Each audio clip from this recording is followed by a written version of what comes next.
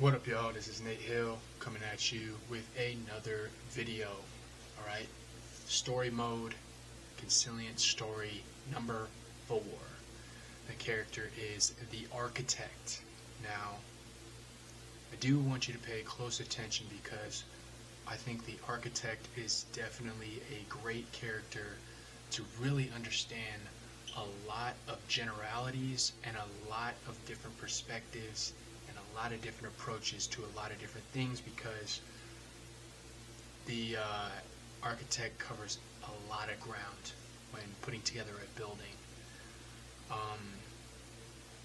So some of the traits of this architect is top tier architect, has critically acclaimed designs, and has a high level of understanding for aesthetics. So those are the traits. Now the beginning scenario is designing an office building with a bunch of different tenants to move into. Trying to create some appeal through the front lobby area. So the front lobby area is like the main point of emphasis to kind of help bring out the aesthetics throughout the building. So it's like the point of emphasis, on like the epicenter that kind of brings out everything else. So let's get right into it. With every beginning scenario, there are problems and conflict that can arise. Stay tuned. Here we go. The architect just finished designing the office building, but spent most of his time perfecting the front lobby because the point of emphasis, like I said, was designated by the project manager, to be on the front lobby area. The project manager wanted something that was open but not too showy. So over the course of several weeks, the architect did his research, got measurements, did his drawings, and drafted the blueprints for this office building.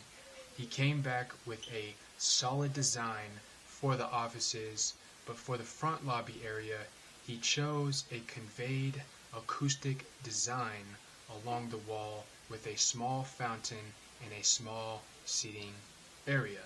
So kind of not too much, but kind of a little bit, kind of to bring it out, like kind of like those subtle accentuations, if you will.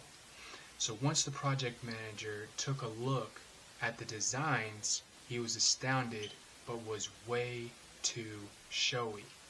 So he gave the architect these designs, or the project, and then he came back and it was way too much because of his high level of understanding for aesthetics, and his previous designs, he kind of held himself to that same standard, and the project manager was like, whoa, this is way too much, this is way too showy, we kind of gotta bring it down a couple notches, let's see if we could compromise.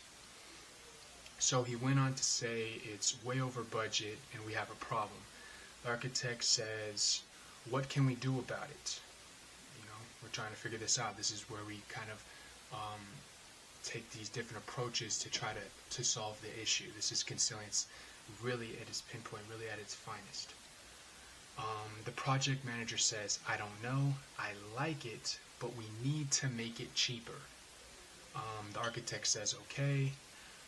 Over the course of another couple weeks, he weighs out his designs, looks at the walls, looks at the offices, the fountain, the windows, everything. He basically, with a fine-tooth comb, he goes over all these designs to see what he can do, what kind of approach he can use to kind of make this cheaper and be within budget. Then it dawned on him, just like kind of like a very inspiring moment, almost an epiphany. Cheaper materials. So he chalks up a material list that doesn't sacrifice the rigidity of the structure, but brings the cost way down as well. Which is what the product manager was looking for. He comes back to the project manager with the same design, but also with the material list. The project manager is like, this might work. And so they both are in agreement. And then he says, let's get to work. So you can see there was a resolution, there was an agreement that was brought to the table. There was two different approaches, and those approaches definitely came to a solid common ground where they compromised on one thing but also still kept standards on the other. That's what Consilience really is, and the unification of what these two professionals know to solve this issue. So looking over the designs at the right angles, figuring out each aspect of the design to come up with an all-encompassing idea. Cheaper materials with the same level of expertise. So there you have it, man. My name is Nate Hill, GC, Global Consilience, gathering what we know to help someone else. This is a Consilient story. The Architect. Thank you for listening. Thank you for watching. Much health, much wealth, much love. Thank you once again. Have a great day. Signing off. Peace.